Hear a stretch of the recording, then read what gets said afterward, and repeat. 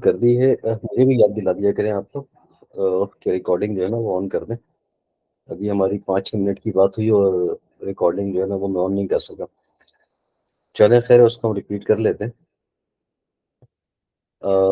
मैं ये बात कर रहा था आप लोगों से कि क्योंकि कॉन्सेप्ट क्लियर नहीं है तो इसलिए आप लोगों की चीज़ें समझ में नहीं आ रही ना। और कॉन्सेप्ट इसलिए भी शायद क्लियर नहीं है जो मैं समझाऊं वो ये कि जावास्क्रिप्ट की प्रैक्टिस नहीं है, या जावास्क्रिप्ट आता नहीं है, या जावास्क्रिप्ट आता है लेकिन जावास्क्रिप्ट की ढंग से प्रैक्टिस नहीं की।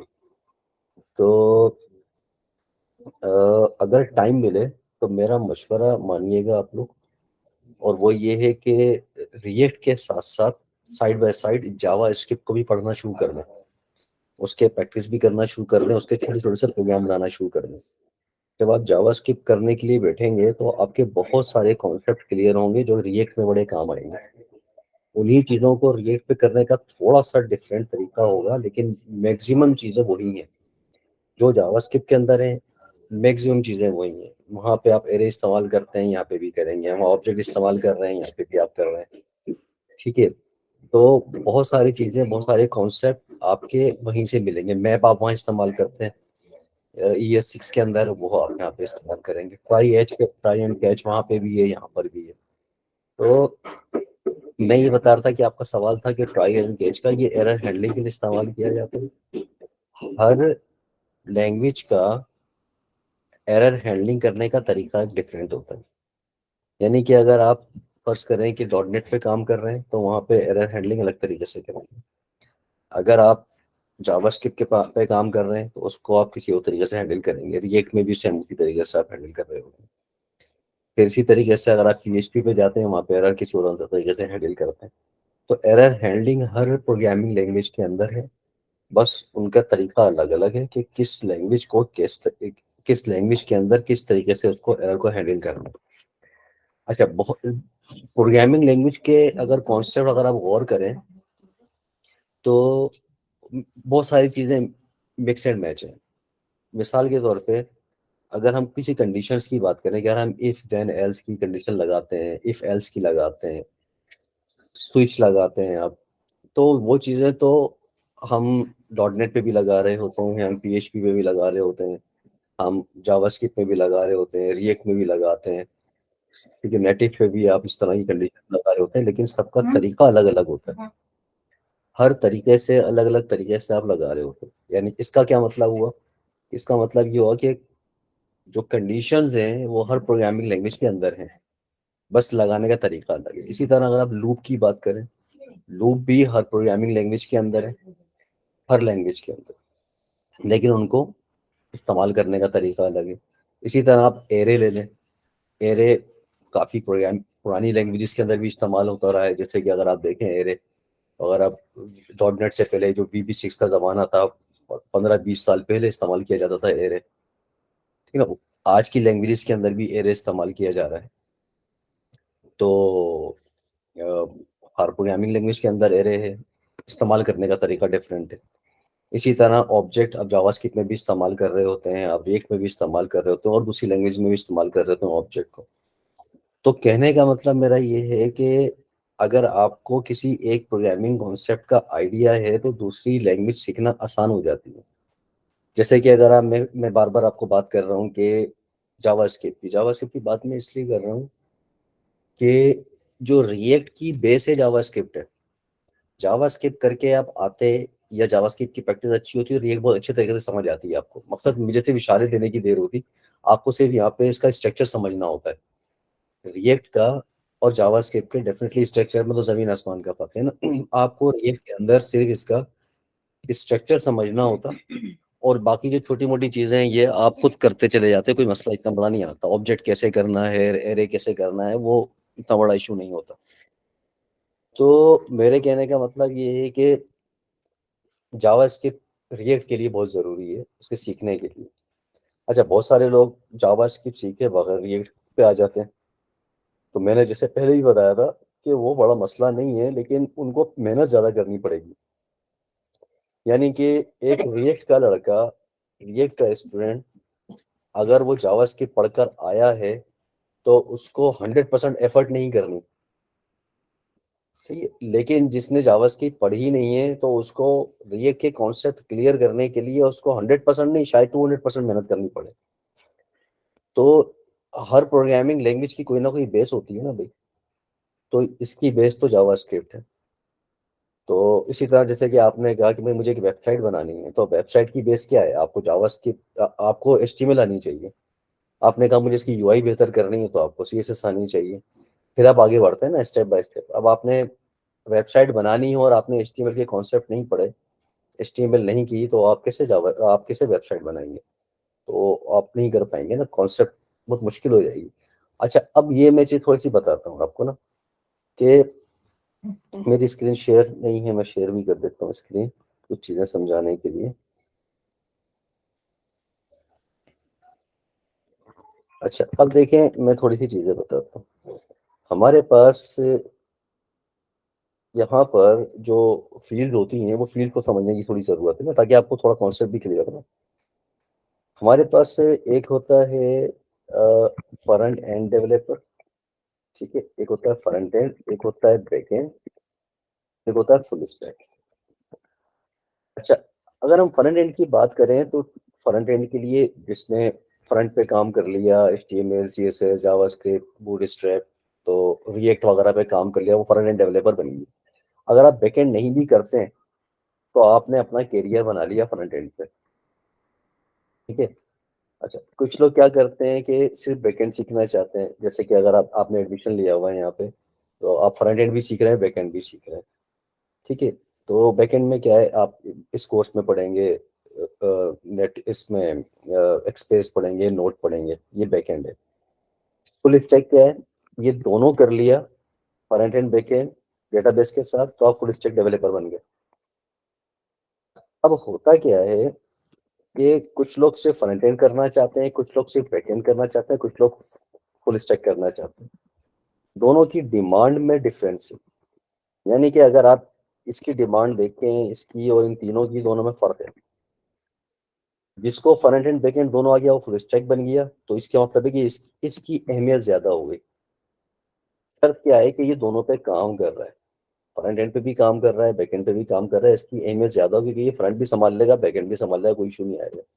तो कुछ लोग फ्रंट एंड सीखते हैं, बैक एंड भी सीखते हैं लेकिन वो रहना सिर्फ फ्रंट एंड पे चाहते हैं, और कुछ लोग रहना सिर्फ बैक एंड पे चाहते हैं। मैं इतने लोगों को जानता हूँ, हमारे सफर हाउस में भी कुछ लोग ऐसे हैं जिनको फ्रंट एंड आता है, काम कर लेते हैं, और बैक एंड भी आता है, लेकिन वो रहना सिर्फ बैक एंड पे चाहते हैं। वो काम नहीं करना चाहते फ्रंट एंड के ऊपर, सिर्फ बैक एंड पे उनकी, क्योंकि हर किसी का अपना इंटरेस्ट है ना भाई, तो वो नहीं करना चाहते। हालांकि आता है फ्रंट एंड, लेकिन अब क्या होता है कि चूंकि प्रैक्टिस फ्रंट एंड की खत्म हो जाती है, तो कॉन्सेप्ट क्लियर होता है उनका, और रहना बैकएंड पे चाहते हैं, तो ठीक है, वैसे भी सही कमा रहे होते हैं, तो बैकएंड वाला फ्रंट एंड वाले से ज्यादा कमाता है, लेकिन फुल स्टैक वाला वो उससे ज्यादा कमाता है। थोड़ा सा ये आइडिया भी दे रहा हूँ। तो अब आप लोग करने जा रहे हैं मर्न स्टैक में, इसका मतलब ये है कि आप फुल स्टैक की बात कर रहे हैं। आप फुल स्टैक, ये दोनों चीजें सीख रहे हैं। अब आप फ्रंट एंड भी सीख रहे हैं और आप लोग बैक एंड भी सीख रहे हैं। तो आपको ये डिसाइड बाद में करना है, इस कोर्स करने के बाद, कि आपने फ्रंट पे रहना है, बैक एंड पे रहना है, या फुल स्टैक पे रहना है, कि आपने डिसाइड बाद में करना है। पहले तो आपने फोकस करना है सब कुछ सीखने के ऊपर, क्योंकि आपने एडमिशन ही इस पे लिया हुआ है, और आपकी प्रैक्टिस भी ठीक होनी चाहिए। कुछ लोग अगर ये सोच रहे हैं कि यार मैंने बैकएंड पे काम करना है, तो मैं उनको रिकमेंड यही करूंगा कि आप बेशक बैकएंड पे काम करें, लेकिन फ्रंट एंड तो प्रैक्टिस अच्छी कर लें। तो कॉन्सेप्ट अच्छा होगा और बैकएंड पे आप काम कर रहे होंगे, और आपको कोई काम फ्रंट एंड वाले से करवाना होगा, तो आप उसको मशवरा भी दे सकेंगे, यार इस तरीके को ऐसे नहीं ऐसे इस्तेमाल कर लो, या मैंने आपको कुछ पैकेज बना के दिया है, एपीआई बना के दी है, उसको इस तरह से यूज कर लो। तो आप उसके साथ बात भी तो कर सकेंगे ना। तो आप लोगों ने कॉन्सेप्ट अपना क्लियर करना है। तो अभी अभी तक आप देखें इस कोर्स के अंदर, अभी तक आप फ्रंट एंड पे फंसे हुए हैं।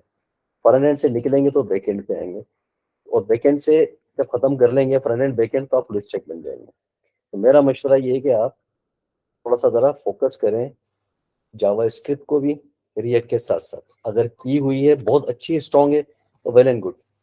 स्ट्रांग नहीं है, कमजोर है, कॉन्सेप्ट क्लियर नहीं है, तो साथ साथ जावा स्क्रिप्ट भी करें, ठीक है भाई।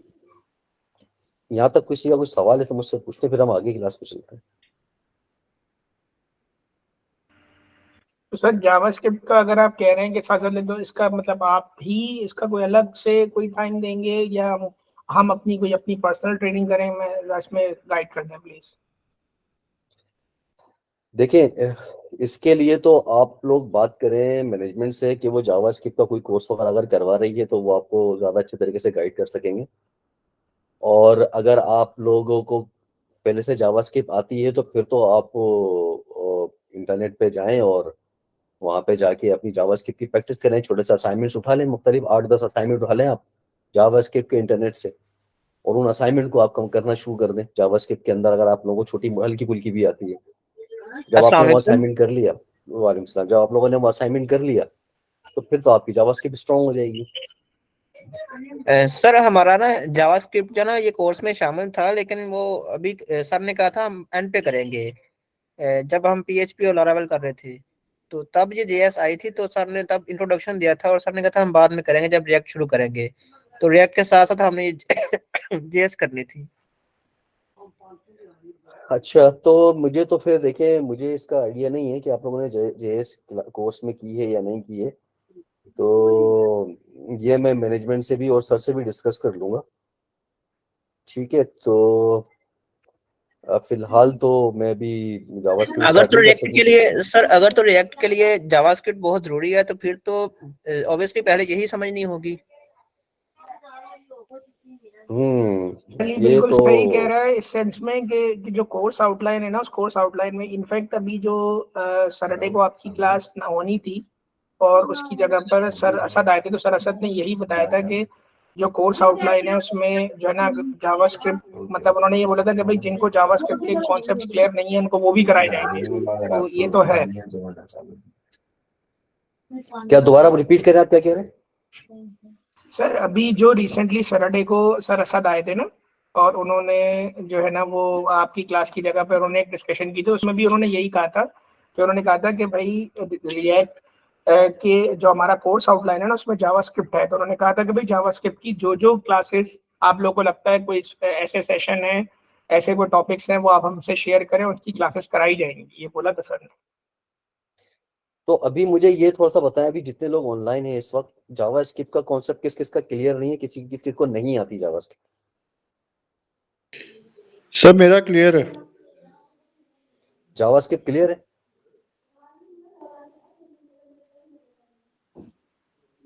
यस सर, मेरा मेरा क्लियर है सर।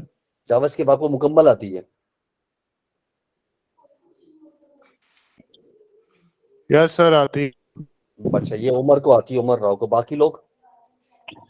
सर अगर आप कोर्स आउटलाइन देखें जो वेबसाइट पे पड़ी है वो उतनी उतनी आती है, ठीक है। और जो बिल्कुल बहुत ही एडवांस है वो इतनी नहीं आती, वो किसी को भी नहीं आती। जी बिल्कुल दरअसल सर। जावास्क्रिप्ट बहुत बड़ी चीज है जो सब नहीं कर सकते, सारी नहीं कवर हो सकती। देखिए, तो वो जैसे जैसे कोई 100% तो किसी को कोई भी लैंग्वेज नहीं आती, ये तो अपने जहन में हेलो बिठा सर। लें।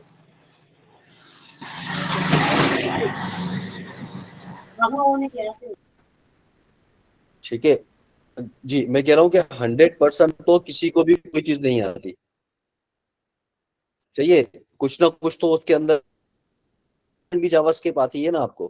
तो आपके कॉन्सेप्ट सारे क्लियर हो गए। 50% जावास्क्रिप्ट में क्या है मुझे बताएं।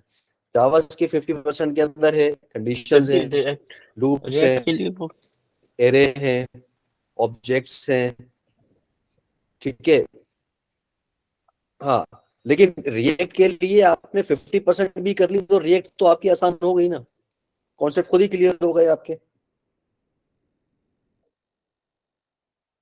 समझी बात?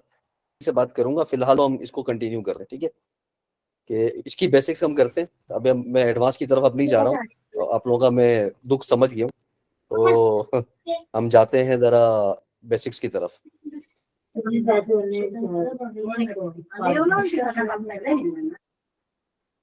अच्छा, हम आ रहे हैं बेसिक्स की तरफ ना। तो इसके लिए अब जावास्क्रिप्ट का देखें, जब आप सॉरी रिएक्ट की बात करते हैं। रिएक्ट में जब आपको रिएक्ट पे काम करना होता है तो मैंने आपसे जैसे पहले बताया कि आपको इसका जो नोट का जो सॉफ्टवेयर है वो आपको इंस्टॉल करना होता है ना, वो आपने इंस्टॉल कर लिया। उसके बाद आपने प्रोजेक्ट बनाया, क्रिएट रिएक्ट ऐप करके आपने इसका प्रोजेक्ट बनाया, और प्रोजेक्ट बनाने के बाद इसका जो है ना वो आपका काम आसान हो गया, यानी कि प्रोजेक्ट बन गया आपका। उसके बाद इसका फोल्डर स्ट्रक्चर होता है, और फोल्डर जब बनता है तो ये आपको पता है लेफ्ट साइड पे ये सारा आ रहा होता है कि इसके SRC का फोल्डर आता है, index.js की फाइल आती है, index.css की फाइल आती है, ठीक है, JSON बनता है, ये सारी की सारी फाइल आती हैं, ये आपका ये फोल्डर स्ट्रक्चर के अंदर है। हम जो मेन फाइल है app.js उसकी हम बात कर रहे हैं। उसमें हम क्या करते हैं कि हमने सबसे पहले हम हुक्स की ही बात करें, हुक का मैं एक छोटा सा पहले बेसिक से एक प्रोग्राम बना के आपको दिखाता हूँ, ताकि हुक आपको और अच्छा तरीके से समझ आ जाए ना।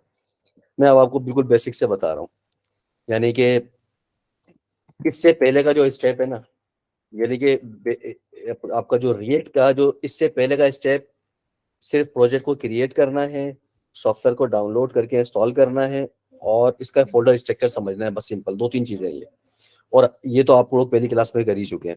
तो अब उसके बाद का स्टेप जो है वो ये, और जो बिल्कुल बेसिक स्टेप है कि आपने app.js की फाइल पे जाना है, ठीक है, और उसका अब इसका स्ट्रक्चर समझना है, वो ये कि ये जो टॉप है फंक्शन आप जो बना रहे होते हैं ना, ये फंक्शन ऐप ये वाला, इस पोर्शन से पहले आपने इंपोर्ट करवाना होता है। इंपोर्ट क्या करवाना है? इंपोर्ट करवानी होती है वो तमाम लाइब्रेरीज, वो तमाम चीजें जो आप लोग यहाँ पे इस सॉफ्टवेयर के अंदर, इस प्रोजेक्ट के अंदर इस्तेमाल करना चाहते हो, ठीक है। अच्छा, अब हम इस्तेमाल करना चाह रहे हैं स्टेट। स्टेट है क्या? सबसे पहले सवाल ये पैदा होता है कि मैंने स्टेट इंपोर्ट करवाया यूज स्टेट करके, और रिएक्ट का जो हमारे पास जो लाइब्रेरी बन चुकी है वहां से हम इसको इंपोर्ट कर रहे हैं। तो अब सवाल ये पैदा होता है कि व्हाट इज स्टेट। मैं अब स्टेट की बात करता हूँ कि स्टेट है क्या। तो सबसे पहले जो है स्टेट, हम इसे कहते हैं कि ये आपके पूरे के पूरे कंपोनेंट के अंदर एक्सेसिबल होता है। ये मैं इसको इस तरह से आपको समझाने के लिए कर भी देता हूँ ना, एक्सेसिबल, ये एक्सेसिबल होता है, X A double C, accessible होता है। और किसमें होता है accessible? In the whole component, तमाम के तमाम कंपोनेंट के अंदर ही एक्सेसिबल होता है।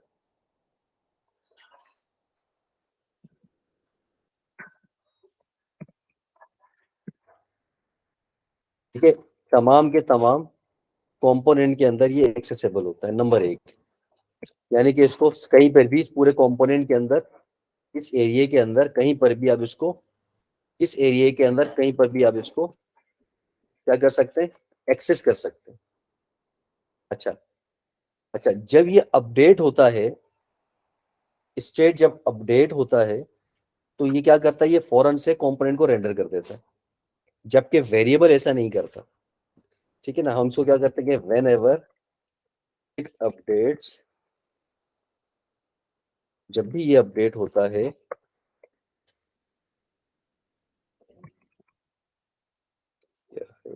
अपडेट्स, ठीक है, ये रेंडर हो जाता है, इट रेंडर्स द, ये कंपोनेंट को रेंडर कर देता है। ठीक है, जबकि वेरिएबल की अगर हम बात करें तो वेरिएबल ऐसा नहीं करता।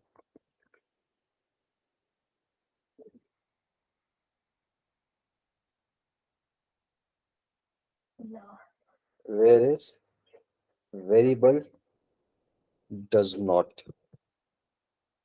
वेरिएबल ऐसा नहीं करता। ठीक है भाई, ये बात हो गई।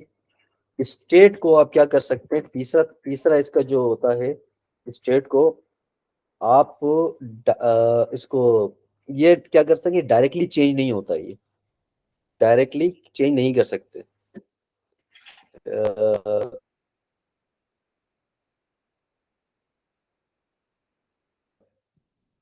States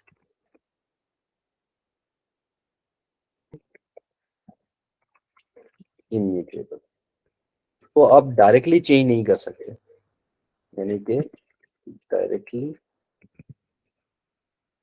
not change.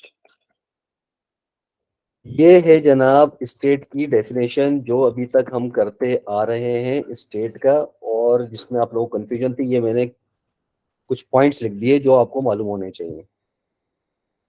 हम इसको डायरेक्ट एक्सेस कर सकते हैं, ठीक है। जब भी ये अपडेट्स होता है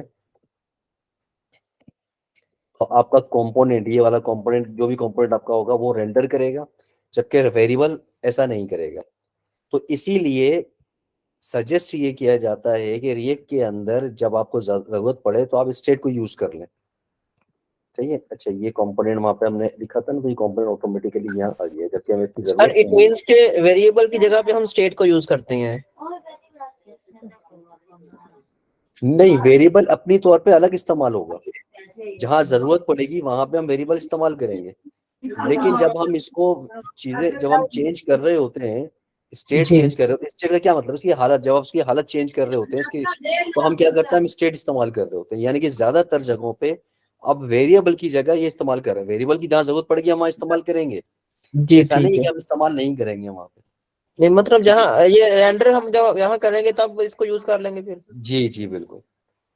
ठीक है। सर अब ये याद, आपने सेकंड लाइन में लिखा whereas variable does not, उसके बाद डज नॉट ऐप क्या है सर, डॉट ऐप नहीं सेकंड नहीं, लाइन ये में। बाय मिस्टेक आ गया, डज नॉट, बस ये, बस यहाँ तक है ये,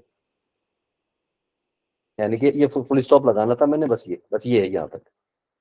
variable whereas variable does not, या इसको अगर कंप्लीट करते हैं कि variable does not do that, ये ले, ठीक है। जबकि वेरिएबल ऐसा नहीं करता, यानी कि रेंडर को कंपोनेंट, जैसे ही आपका स्टेट तब्दील होगा ना तो कंपोनेंट रेंडर होगा। लेकिन वेरिएबल में क्या होगा कि वेरिएबल जब चेंज होगा तो वो कंपोनेंट तो रेंडर नहीं करेगा ना। जैसे कि अगर आप छोटी सी मिसाल लें, हम जावास्क्रिप्ट के अंदर छोटी सी बात करते हैं, हम कहते हैं कि वार या let a is equal to, आपने कहा 10, तो ए की वैल्यू 10 हो गई। लेकिन अगर मैं अगली लाइन पे लिख देता हूं ए इज इक्वल टू 15, तो ए की वैल्यू 15 हो गई। लेकिन क्या उस दो लाइनों के अंदर गौर करें, क्या कोई कंपोनेंट रेंडर हो रहा है? नहीं हो रहा, वो तो सिर्फ वेरिएबल को चेंज कर रहा है ना। लेकिन स्टेट में क्या हो रहा है कि जैसे ही आपने स्टेट के जरिए से 10 को 15 किया तो वो रेंडर हो जाएगा क्या, कंपोनेंट। आप समझ आई बात? जी सर। क्लियर है? क्लियर है ना? जी सर। अच्छा, अब छोटी सी, अब ये इस बात को हम साबित कैसे करेंगे कि हम जो बात करने अब जा रहे हैं हम उसको साबित कैसे करेंगे। एक छोटी सी एग्जाम्पल करके देखते हैं, अभी खुद आपको आइडिया हो जाएगा कि हम जो बात कर रहे हैं उसका मतलब क्या है। तो भाई जो बात की है उसको साबित तो करना है ना, कि हमने ये बात की है तो क्यों बात की है। अब इसको कैसे प्रूव करेंगे। सबसे पहले तो हमने यहाँ से इंपोर्ट कर लिया, ये तो मैं पहले ही बता चुका हूँ, आपको आइडिया हो गया होगा कि हम करली ब्रैकेट के अंदर यूज स्टेट लिखेंगे और फ्रॉम रिएक्ट करेंगे। तो ये आपका ये इंपोर्ट हो गया, यानी कि आपके पास जो यूज स्टेट का जो हुक है वो इस प्रोग्राम के अंदर कॉल हो गया। क्लियर हो गई? अब उसको यूज कैसे करना है आपने, हमने करना उसको यूज ऐसे है कि हम क्या करेंगे, इस फंक्शन के अंदर यहाँ पे मैं लिखूंगा कांस्टेंट, ठीक है, और मैं एक बनाऊंगा, क्या बनाऊंगा, स्टेट, इसका नाम रखूंगा टेक्स्ट, यानी कि ये समझ लो कि एक वेरिएबल बनाऊंगा, इसका नाम रखूंगा टेक्स्ट। अब मैं स्टेट इस्तेमाल कर रहा हूं, मैं वेरिएबल का नाम नहीं दे रहा, ठीक है। ये ये मैंने करना है, जो पहली वाली जो मैंने लिखा है इसको मैं इस्तेमाल करूंगा प्रिंट करने के लिए ना। मिसाल के तौर पर मैं इसको इस्तेमाल जब करूंगा तो मैं यहाँ पे लिखूंगा टेक्स्ट ऐसे, तो जो भी वैल्यू इस टेक्स्ट के अंदर होगी वो यहाँ पे प्रिंट कर देगा।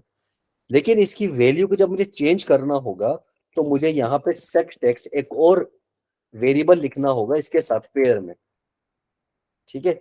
इस तरह से लिखूंगा मैं, और मैं यहाँ पे फिर क्या करूंगा, मैं यहाँ पे करूंगा यूज स्टेट और इसकी वैल्यू डाल सकता हूं मैं ब्लैंक।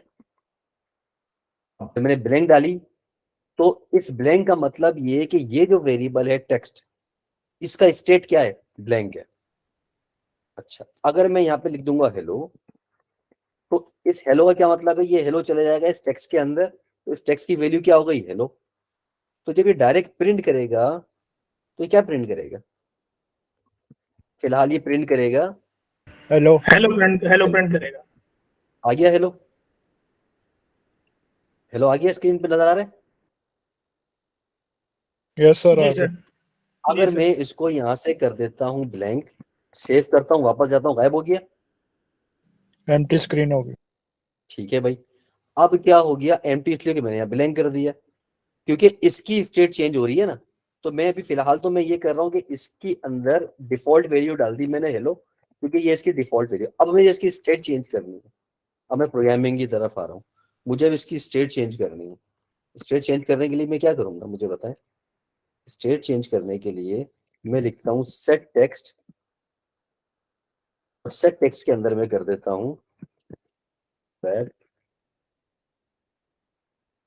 एजुकेटर्स। अब मैं ये करूंगा, इसकी वैल्यू चेंज हुई, इसकी वैल्यू चेंज हुई। अच्छा, अब इसको करेंगे कैसे, मैं बताता हूँ। अब जब इसकी वैल्यू चेंज करनी है आपने, तो अब आपने क्या किया, अच्छा अब आपने क्या किया कि सेट टेक्स्ट किया और इसकी वैल्यू चेंज करने की कोशिश की, लेकिन अब आप ये देखें कि ये डायरेक्ट प्रिंट हो गया, यानी कि इसके साथ साथ ही प्रिंट हो गया, जो यहाँ पे प्रिंट हो रहा है वो यहाँ पे,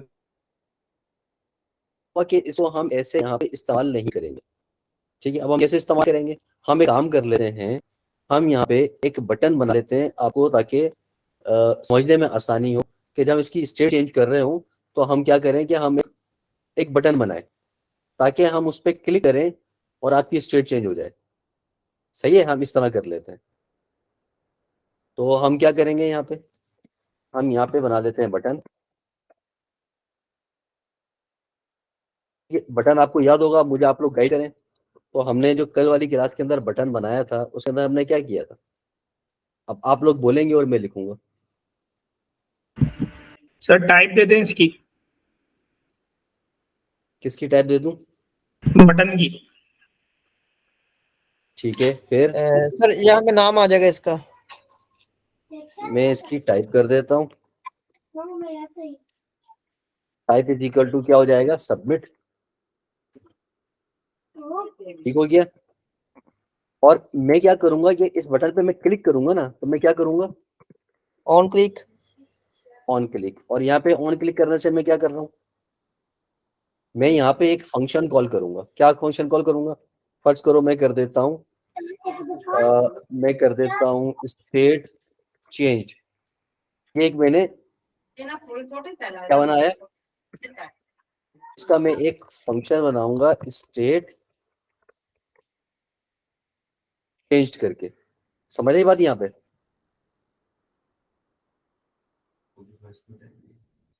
बात समझ आई या नहीं आई।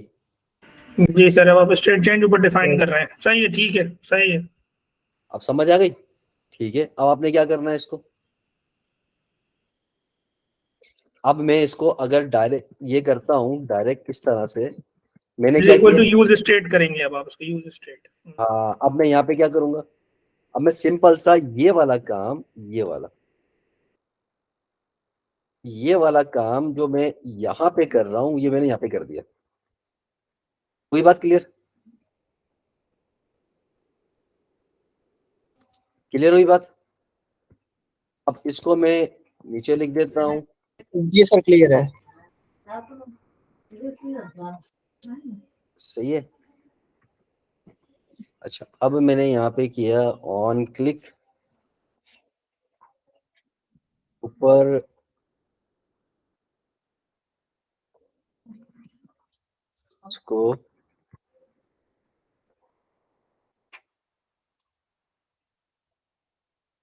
इसको हम करते हैं यहाँ पे, बटन का नाम हमने नहीं लिखा,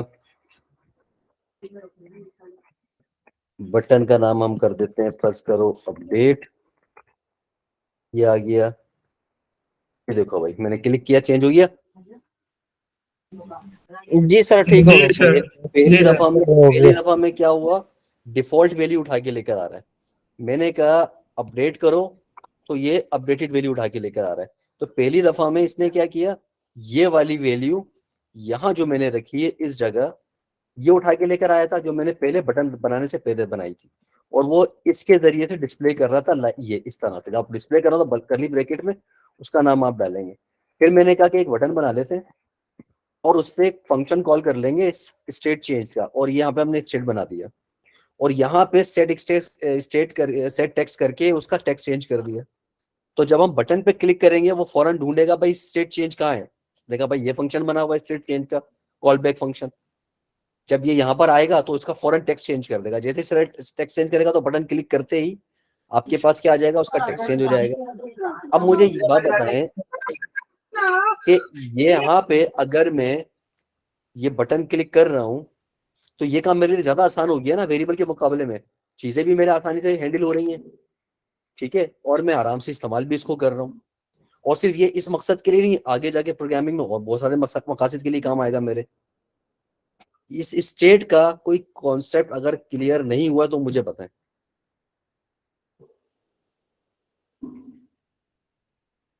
नहीं सर, अब समझ आ गई।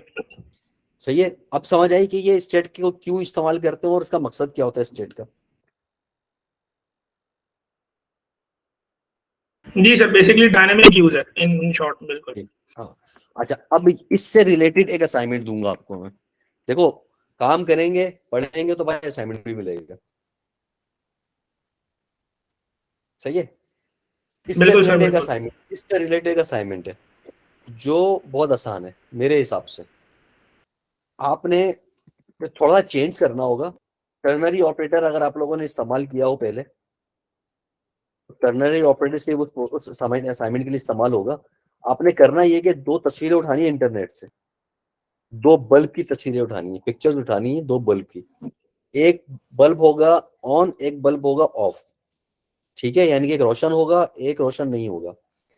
उसमें आपने करना ये कि एक बल्ब स्क्रीन पे डिस्प्ले करना है आपने, कोई सा भी, और एक बटन बनाना है आपने स्विच का, स्विच ऑन स्विच ऑफ, एक बटन खाली बनाना है।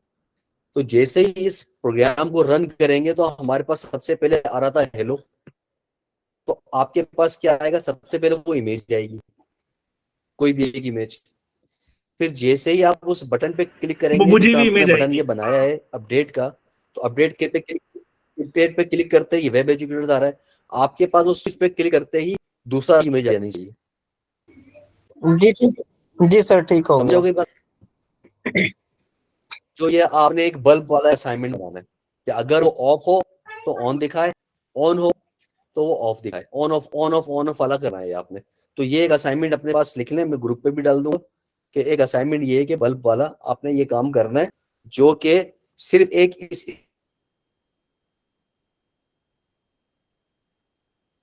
स्टेट को इस्तेमाल करते हुए काम हो जाएगा आपका। अब आपको कुछ एक्स्ट्रा चीजें लगाने की जरूरत नहीं है, आपको ज्यादा से ज्यादा जरूरत पड़ेगी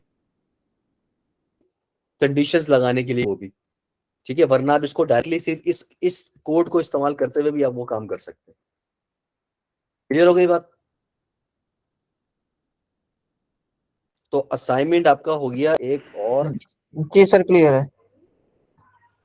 असाइनमेंट हो गया एंड ऑफ, एक असाइनमेंट आपका हो गया, ठीक है। क्लियर हो गई बात यहाँ पे। सर टू डू लिस्ट वाली भी तो असाइनमेंट है। वो भी असाइनमेंट है, भी एक असाइनमेंट और दूंगा आपको मैं। टू डू लिस्ट वाला करेंगे तो अगला असाइनमेंट दूंगा फिर मैं आपको उसी से रिलेटेड। उसकी वजह अच्छा, वो टू डू से लिंक ही करता है, बल्कि बता देता हूँ असाइनमेंट। अब एक असाइनमेंट ये हो गया, ये असाइनमेंट मैं दे रहा हूँ प्रैक्टिस के लिए भाई आपको। आप जितनी ज्यादा प्रैक्टिस करेंगे ना उतना आप ही का फायदा है। टू डू वाला भी इसकी असाइनमेंट है। डेडलाइन कब है? टू डू वाले की तो कल है ना, नहीं 7 तारीख है, सॉरी, टू डू वाले की तो 7 है, और ये तो मुझे और कल दे बल्ब दो, वाले की? ये तो मुझे कल दे दो, ये तो एक आधे घंटे का काम है आपका, ये कल दे दो आप मुझे। 6 तारीख है ना, 6 फरवरी को दे दो आप, ये 7 फेब को दे दो। और इसके बाद एक और असाइनमेंट करना होगा, वो नेक्स्ट वीक का असाइनमेंट है, क्योंकि वो टू डू आप जब कर लेंगे ना तो वो उसी से रिलेटेड है, और वो क्विज वाला, ठीक है ना। आपने क्विज का प्रोग्राम बनाना होगा, टू डू बना लिया तो ये भी बना लेंगे आप। उसके अंदर सिर्फ ऑब्जेक्ट्स इस्तेमाल होंगे, ऑब्जेक्ट्स भी इस्तेमाल होंगे उसके अंदर। उसके अंदर आपको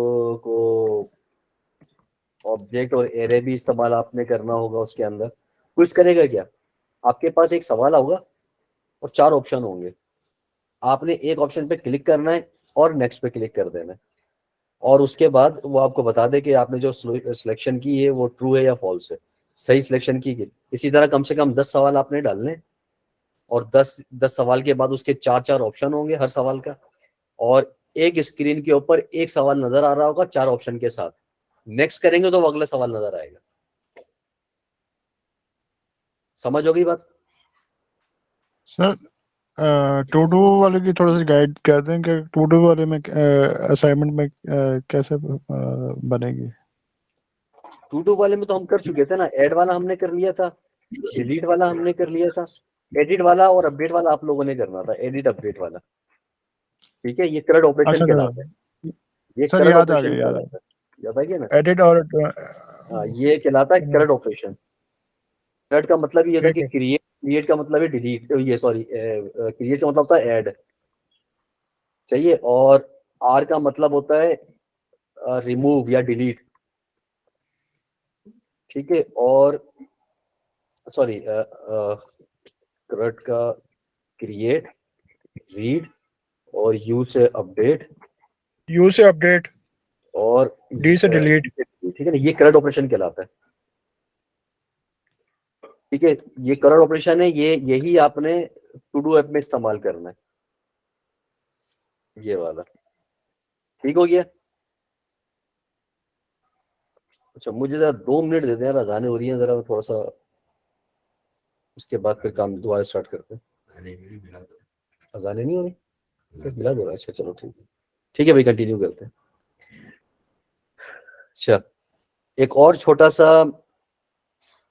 इसी से रिलेटेड एक और करते हैं छोटा सा, ताकि आपका थोड़ा सा इसकी प्रैक्टिस बेहतर हो जाए ना। इसको हम थोड़ा सा चेंज करके भी कर सकते हैं। मिसाल के तौर पर हमने करना ये तो अच्छा, इसका हम करते ही है कि इसकी भी एक मैं बना लेता हूँ कॉपी पेस्ट करके, ताकि आपको कोड मिल जाए ना। क्या ख्याल है? एक ये वाला मिल जाएगा और एक ये वाला मिल जाएगा आपके पास। ठीक है, ये तो हो गया भाई। जो डेफिनेशन हमने की उसकी एग्जाम्पल भी करके देख ली। इसकी जगह अब मैं एक काम और करके आपको दे रहा हूँ।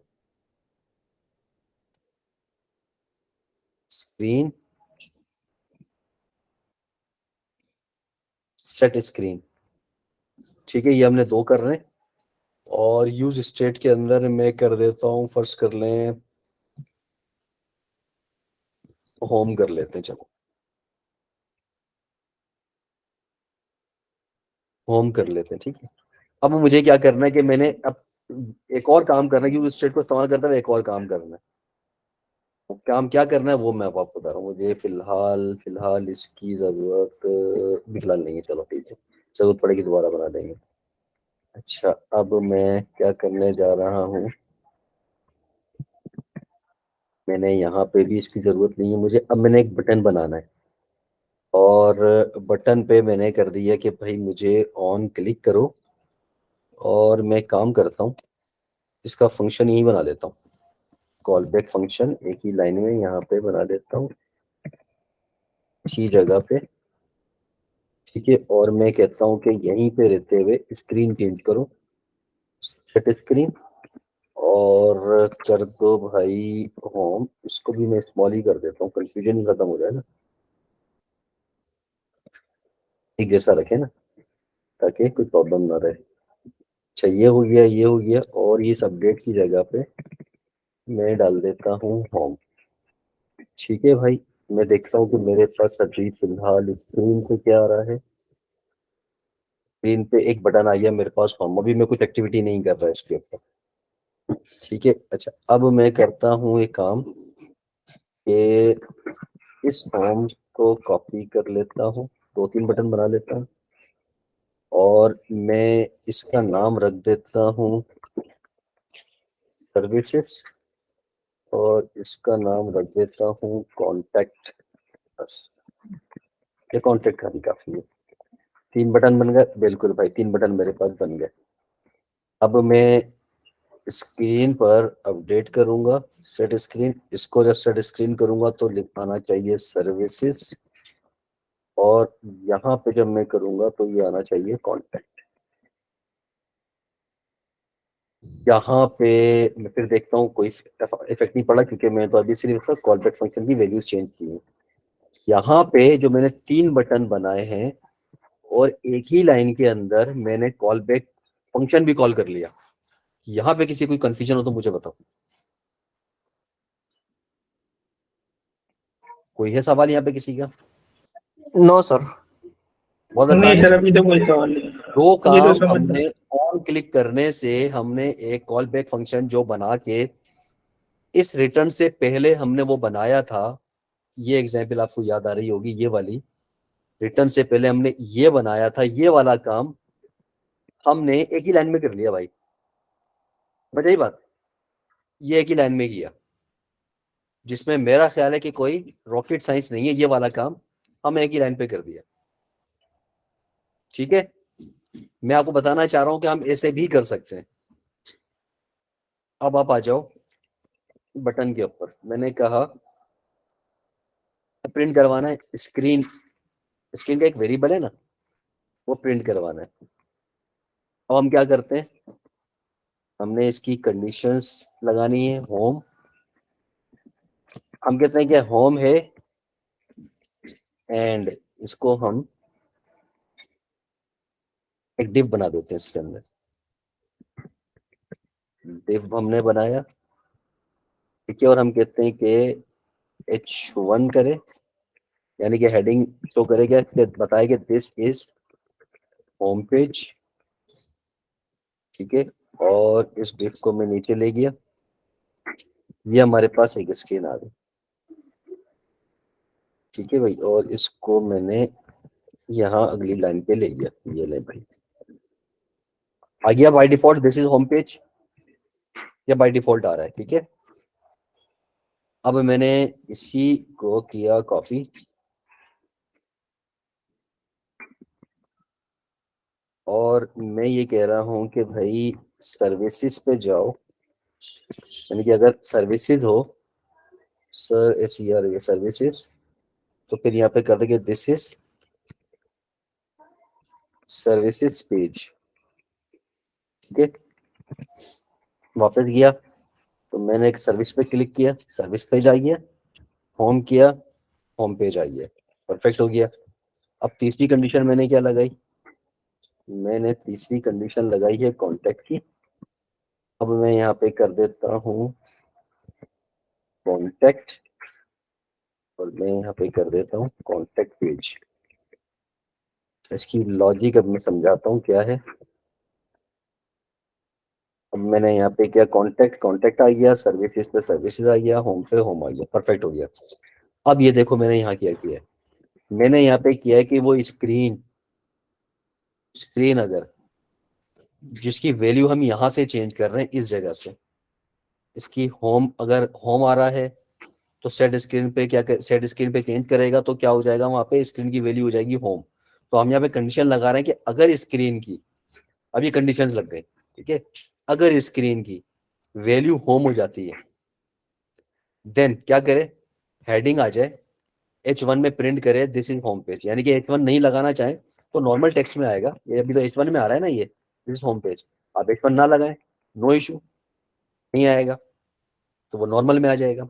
लेकिन हमने H1 में लगा दिया, अब H2 में लगा दो, H3 में लगा दो, पैराग्राफ में लगा दो, P लगा दो, यानी कि HTML की सारी चीजें आप यहाँ यूटिलाइज कर सकते हैं। और यहाँ पे करली ब्रैकेट का मतलब वही है जो पहले हमने किया था यहाँ पे, कि हमने होम जो लिखना था इस जगह, यहाँ पे टेक्स्ट के अंदर करली ब्रैकेट के अंदर हमने किया था ना। तो यहाँ पे हमने क्या किया, यहाँ पे इस पूरे की पूरी कंडीशंस को ही करली ब्रैकेट में डाल दिया कि वो इस करली ब्रैकेट में जाएगा, देन कंडीशन चेक करेगा और प्रिंट कर देगा, सिंपल। यानी कि H1 को भी आप करली ब्रैकेट के अंदर रख रहे हैं, क्यों, क्योंकि यहाँ पे .js की फाइल आप इस्तेमाल कर रहे हैं, .js आपने लगाया है। कुछ जगहों पे आप देखेंगे जैसे कि आपने अगर कल वाली मेरी मिसाल देखें तो मैंने वहां पे कुछ कंडीशंस पे HTML के टैग करली ब्रैकेट के बगल लगा दिए। वजह, उसकी वजह ये थी कि मैंने वहां पे .js इस्तेमाल नहीं किया था, मैंने .jsx इस्तेमाल किया था। कल किसी ने मुझसे सवाल भी नहीं पूछा कि सर अभी तक हमने .js पे काम किया, लेकिन आपने जो ये हमने हमें क्लास में आपने जो कोड लिखवाया ये .jsx पे करवाया है। कल किसी ने मुझसे सवाल नहीं किया, दोनों में फर्क है। ठीक है, ये ध्यान में रखिएगा। चले अभी तो खैर हम स्क्रैच से कर ही रहे हैं, तो वो कॉन्सेप्ट ऐसा ऐसा करके सब क्लियर हो जाएगा कि .js और .jss में क्या फर्क है। अच्छा, पहली कंडीशन तो ये ट्रू हो गई हमारी कि अगर ऐसा होता है तो क्या प्रिंट करे, ये होता है तो क्या प्रिंट करे, और ये होता है तो क्या प्रिंट करे। और ये हमारे पास काम भी कर रहा है। This is home page, this is services page और दिस इज कॉन्टेक्ट पेज। किसी का कोई सवाल है यहाँ पे तो पूछ ले भाई। क्लियर है सर? क्लियर है? जी सर। सबका क्लियर है कॉन्सेप्ट? जी सर। स्क्रीन तो चल रही है ना भाई, कल की तरह तो नहीं हो रहा? सर सही आपको है। आवाज आ रही है? जी जी, मुझे आप लोगों की आवाज आ रही है। तो अभी तक इसका मतलब ये है कि जितने लोग ऑनलाइन बैठे हुए हैं उनका सबका कॉन्सेप्ट क्लियर है। Is that clear? किसी ने कोई मैसेज तो सर नहीं एक कर मिनट दिया? कोड दिखाइएगा। ठीक है भाई, कोड भी देख लें।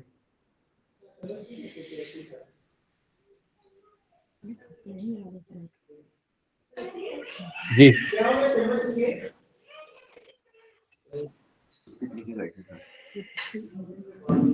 जी बताएं। सर इधर एंड ऑपरेटर लगे हैं दो अर्थ स्टेटमेंट में, ये क्यों लगे हैं? ये देखें, आप यहाँ पे इस्तेमाल कर रहे हैं कंडीशंस के साथ साथ टैग भी इस्तेमाल कर रहे हैं ना, ये इसके लिए ये ऑपरेटर इस्तेमाल करना जरूरी हो जाता है। ठीक है,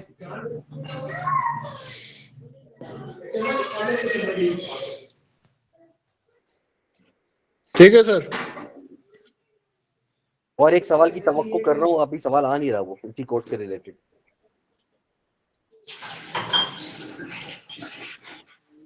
सर क्लियर है, क्लियर। एक सवाल और आना था ना, वो आ नहीं रहा।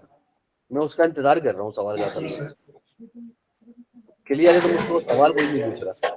सही है, हमने 3 दफा इक्वल टू लगाया, एक दफा इक्वल टू बराबर नहीं है 3 के। हाँ, ये बात। हमारे पास जो ऑपरेटर है, एक आता है सिंगल टू, एक ये आता है और एक ये आता है। क्या फर्क है तीनों में बताएं?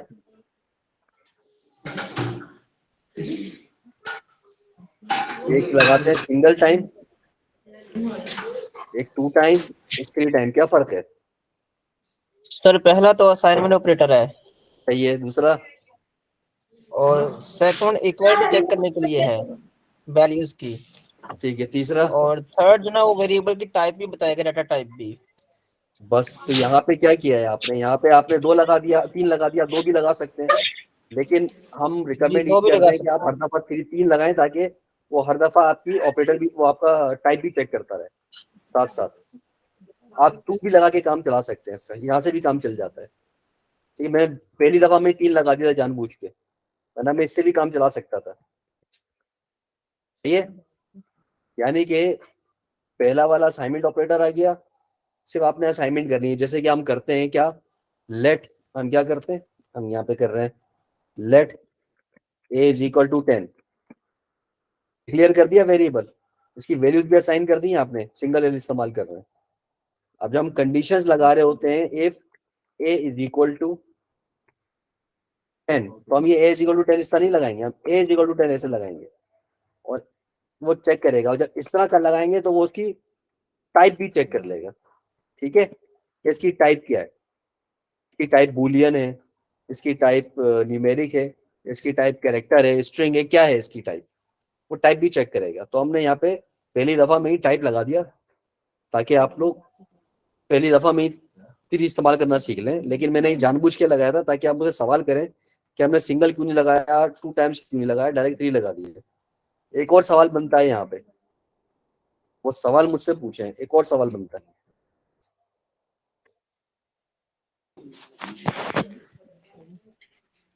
तो सवाल क्या है?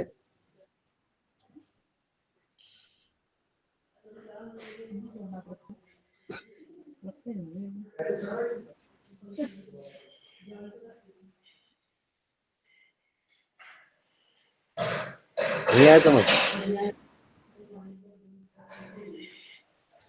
वो सवाल ये है कि जब हमने यहाँ पर ऑन क्लिक लगाया तो इस ऑन क्लिक में और इस ऑन क्लिक में फर्क देखें। मैंने यहाँ पे ऑन क्लिक लगाया और यहाँ पे मैंने इसका नाम दिया। किसका नाम दिया? कॉल बैक फंक्शन का नाम दिया है मैंने, और फिर कॉल बैक फंक्शन बाकायदा बनाया है मैंने कांस्टेंट करके, और कॉल बैक फंक्शन का नाम दे दिया मैंने, बना दिया उसको। ठीक है, और इस चूंकि यहाँ पे मैंने क्लिक किया, जैसे हम क्लिक करेंगे वो फौरन इसको ढूंढेगा कि स्टेट चेंज कहाँ पर है। वो यहाँ पे आएगा, इस फंक्शन के अंदर ढूंढेगा, रिटर्न के बाहर उसको ये मिल जाएगा, उसको रेंडर कर देगा। लेकिन यहाँ पे मैंने इसका नाम नहीं दिया। इसलिए नाम नहीं दिया कि मैं एक ही लाइन में ऑन क्लिक के ऊपर कॉल बैक फंक्शन बना रहा हूं, तो मुझे यहाँ पे इसके नाम की जरूरत ही नहीं है। क्योंकि मैं तो ये कह रहा हूँ कि भाई इसको बाहर जाके ढूंढने की जरूरत ही नहीं है। बाहर जब ये जाएगा, जब इसको ढूंढेगा तो इसको नाम की जरूरत पड़ेगी ना भाई। जब ये इसको बाहर जाके ढूंढना ही नहीं है। सिग्नल ही नहीं आ रहा थोड़े घर। क्या कह रहे हैं? तो जब ये बाहर जाके सॉरी, ढूंढेगा ही नहीं, इसको नाम की जरूरत ही नहीं है। तो यहाँ पे करली ब्रैकेट के अंदर डायरेक्टली आपने इस छोटे वाले ब्रैकेट लगाए, एरो लगाया आपने, ठीक है, और फौरन उसी वक्त आपने इसकी स्क्रीन चेंज कर दी, यानी कि उसका स्टेट चेंज कर दिया। तो आपको यहाँ पे नाम की जरूरत नहीं है एक ही लाइन के अंदर। क्लियर हुई बात यहाँ पे? सही सेट स्क्रीन वाला ये फंक्शन है, हमने इसको कॉल करवाया बैक इधर। नहीं, मैंने बाहर का कॉल करवाया नहीं यहाँ पे से। कहाँ किया है यहाँ पे? तो ये इसके पहले ही ये सेट स्क्रीन वाला ये फंक्शन है जो मैं तो ये कह रहा हूँ, मैं तो यहाँ पे ये कह रहा हूँ कि जैसे इस पे क्लिक करे फौरन इसकी स्टेट चेंज कर दे। मैं तो कॉल करवा ही नहीं रहा, मैं तो कह रहा हूँ क्लिक करने पे स्टेट चेंज करे। सर इसकी यूज स्टेट दिखाएं कब तुम इसको साइन किए? ये देखें ओके। कहाँ साइन किया, बताएं। किया मैंने, मैं इसको ब्लैंक भी रख सकता हूँ, चले ये भी रख सकता हूँ मैं, ये भी हो गया, तब भी रिजल्ट सेम आएगा मेरे पास। फर्क क्या आएगा यहाँ पे? फर्स्ट टाइम में कुछ भी नहीं आ रहा ना, क्लिक करने पे आएगा। सही है, ठीक है। तो मैं यहाँ पे किसी भी फंक्शन को बाहर से कॉल नहीं कर रहा, मैं तो कह रहा हूँ स्टेट चेंज कर दो ऑन क्लिक करने पे डायरेक्टली। इसमें भी मैं यही कह रहा हूँ कि जैसे क्लिक करें स्टेट चेंज कर दो। यहाँ पे भी मैं यही कह रहा हूँ कि जैसे क्लिक करो इसकी स्टेट चेंज कर दो। मैं कोई कॉल नहीं कर रहा, लेकिन आप इस पे देखें, इस कोड इस पे आके मैं कह रहा हूँ क्लिक करे तो इसको कॉल करे, और ये क्या है, ये फौरन हम यहाँ पे गए और यहाँ पे आके इसको ढूंढेगा और यहाँ पे आके इसको रेंडर कर देगा। अब समझ आई बात, फर्क दोनों में? समझ आया फर्क या कंफ्यूजन है अभी भी? समझ आ गया सर जी। जिसने भी मुझसे सवाल किया था सर वो यहाँ पे अभी कॉल कर रहा है, वो कौन था, वो मुझसे मुझे बताएं कि कॉन्सेप्ट क्लियर है उनका।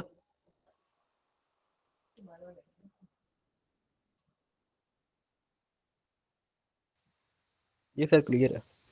ये सर मैं क्लियर है, वो मेरी अब्बू की कॉल आ गई थी। अच्छा अच्छा अच्छा, खैर है खैर है, कोई बात नहीं। अच्छा चले, अब मुझे ये बताएं कि ये अगर आप लोग मुझे अभी बना के दिखा देते हैं इसको, मेरा ख्याल है क्लास को आज के लिए इतना रखते हैं ताकि आप लोगों के ऊपर ओवरलोड ना हो जाए ना। मेरा ख्याल है कि दो मैंने मिसाल दे, मैंने आपको एग्जाम्पल दी थी, वो मैंने समझा दिया, और कॉन्सेप्ट मेरा ख्याल है क्लियर होना चाहिए। इसका अगर प्रैक्टिस कर ली आपने तो आगे की चीजें आहिस्ता इंशाल्लाह और आसान होती चली जाएंगी। तो आप सर जी लोग इसको ये प्रैक्टिस करें। क्लियर है। सर जी जी बिल्कुल कल सर। आपने यूज रेफ दिखाया था, वो यूज रेफ का थोड़ा सा बता दें। यूज रेफ वाला कोड मैंने कहाँ रखा था, एक मिनट, 3 वाला और सर ये जो सेट स्क्रीन और होम स्क्रीन वाला जो कोड है ना, सिर्फ ये जो आपने app.js बनाई, ये आप शेयर कर दिए सर। हाँ हाँ, ये दोनों मैं भी शेयर कर देता हूँ। अच्छा, अब आप बात कर रहे हैं कल वाला। कल मुझसे पूछे, पता नहीं मैंने कोड कहाँ रख दिया इसका, मैं देख लेता हूँ कोड, इसका कोड कोड कोड कहाँ पे है? यूज स्टेट कोड कहाँ है? वो यार कोड अभी मेरे पास इस वक्त है नहीं, आप मुझे सवाल पूछे, मैं आपको क्लियर करता हूँ। सर क्या मैं दे पूछना दूं चाहिए? कोड, मेरे पास आपने जो कल व्हाट्सएप पे डाला था ना, तो मैंने डाउनलोड कर लिया था। हाँ वो नहीं, वो खोलना पड़ेगा ना, वो मेरा ख्याल है 1 मिनट मेरे पास, मेरा ख्याल है वो मेरे पास होगा शायद, इसमें होना चाहिए। रुकिए जरा देख लेता हूँ, मैं इसी में देख लेता हूँ। हाँ ये रहा, यही वाला है, ये SX वाला ना। हाँ पूछे क्या कह रहे हैं? ये यूज रैप की बात कर रहे हैं? जी सर, यूज रेफ। देखिए मैंने ये बताया था कि हम इसको इस कंडीशन के अंदर जो अभी हम काम कर रहे हैं ना, इस कंडीशन के अंदर मैंने एक पहले मिसाल देके दिखाई थी कि हम इसको यूज स्टेट कर लेते हैं, तो फिर मैंने आगे लिख दिया था ये रिकमेंडेड नहीं है। फिर मैंने एक क्यूरी सिलेक्टर भी लगाई थी, उसके आगे भी मैंने लिख दिया कि ये भी रिकमेंडेड नहीं है। ठीक है, फिर मैंने लगाया यूज रेफरेंस। यूज रेफरेंस क्या करेगा कि आपके पास, आप अगर उसमें देखें जावास्क्रिप्ट के अंदर डोम इस्तेमाल किया था, डॉक्यूमेंट ऑब्जेक्ट मॉड्यूल, डोम। तो वो क्या करेगा, यूज रेफरेंस की वो पूरा का पूरा डोम उठा लेगा, यहाँ पे पूरा का पूरा डोम कॉल कर लेगा। जब पूरा का पूरा डोम कॉल कर लेता है ना, तो वो बेसिकली पूरा समझ लें कि स्ट्रक्चर उठा रहा होता है। डोम उठाने का मतलब पूरा उसने स्ट्रक्चर उठा लिया, तो उसको आप यहाँ पे आसानी से इस्तेमाल कर सकते हैं। इसीलिए मैंने यहाँ पे इसको इस्तेमाल किया था यूज रैप को, यही वजह थी मैंने यूज रैप इस्तेमाल किया। और मैंने यहाँ लिख भी दिया कि पहले मैंने ये किया था, मैंने कहा कि आप इसको ऐसा करें, लेकिन मैंने लिख दिया कि आप ऐसा कर सकते हैं, यूज स्टेट भी इस्तेमाल कर सकते हैं, लेकिन रिकमेंडेड नहीं कि आप इस्तेमाल ना करें, क्योंकि ये डोम कॉल नहीं कर रहा। स्टेट सिर्फ स्टेट चेंज कर रहा है, काम आपका हो जाएगा, रिजल्ट भी दिखाएगा, लेकिन वो सिर्फ स्टेट चेंज कर रहा है, आपको पूरा डोम कॉल नहीं कर रहा।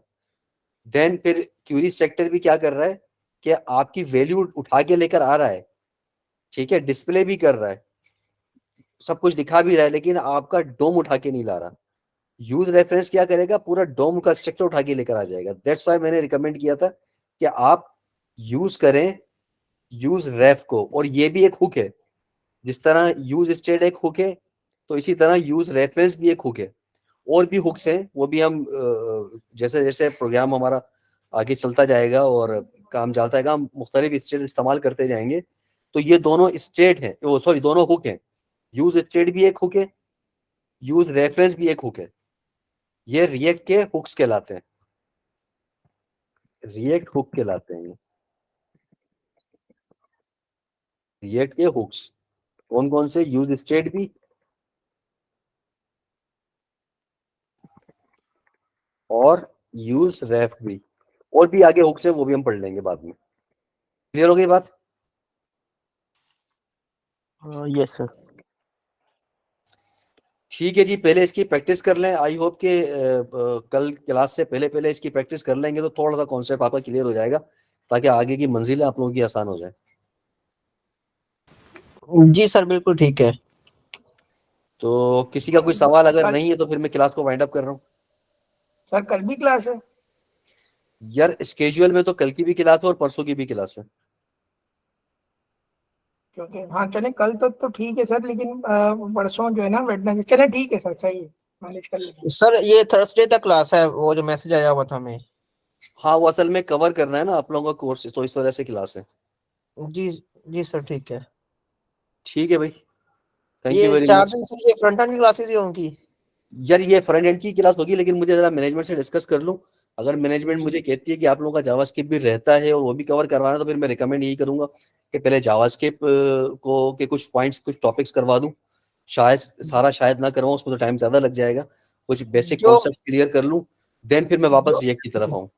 जिनका यूज सर ज्यादा होता है रिएक्ट में, वो हम कर लेंगे टॉपिक, बाकी हाँ बाद मैं में हम यही करूंगा, हाँ, मैं यही कर लूंगा कि जिनके जावास्क्रिप्ट के इस्तेमाल सर। ज्यादा आ रहे हैं ना, जिनके जिनके बगैर आप जी लोगों को सर। गुजारा नहीं हो रहा, तो उसको जावास्क्रिप्ट में पहले एक एग्जाम्पल करवाऊं, और वो एग्जाम्पल फिर मैं जी यहाँ पे एक करवा दूं। मैं इस तरह से करवा दूंगा, ताकि थोड़ा जी सा बिल्कुल कॉन्सेप्ट सर। क्लियर हो जाए ना। जी जी अरे सर। वो मैंने देखा था एक आर्टिकल ना, उसमें भी लिखा हुआ था कि टेम्पलेट लिटरल और एरो फंक्शन और एसिंक और प्रोमिसेस, ये 3-4 कर लें तो रिएक्ट हो जाती है, मतलब ये जी मैंने पढ़ा असल है। में हमें जावास्क्रिप्ट का बेसिक कॉन्सेप्ट और ES6 के कुछ टॉपिक्स आपको उठाने होते हैं। तो आपके जब वो वहां से जब वो कॉन्सेप्ट क्लियर हो जाते हैं ना, तो आपका आपका वो रिएक्ट के कॉन्सेप्ट भी क्लियर हो जाते हैं। जी सर ठीक हो गया। बस ठीक है सर, शुक्रिया। ठीक है जी, तो फिर जी। इंशाल्लाह कल तक के लिए अल्लाह हाफिज। ठीक सर, ओके, अल्लाह हाफिज। अल्लाह हाफिज सर। सर ये सोच अल्लाह हाफिज। भेज दिएगा। जी मैं शेयर कर रहा हूँ। अल्लाह हाफिज सर। सर वो कल आज वाला लेक्चर और कल वाला लेक्चर भी शेयर कर दें। अच्छा लेक्चर तो मैनेजमेंट शेयर करती है, मैं कोड शेयर कर रहा हूँ अपने साथ में। सर ठीक है, कोड को कहाँ पे शेयर करेंगे, ग्रुप में? मैं ग्रुप पे कल भी ग्रुप पे मैंने शेयर किया था। ओके सर, ओके सर, अल्लाह हाफिज। अल्लाह हाफिज।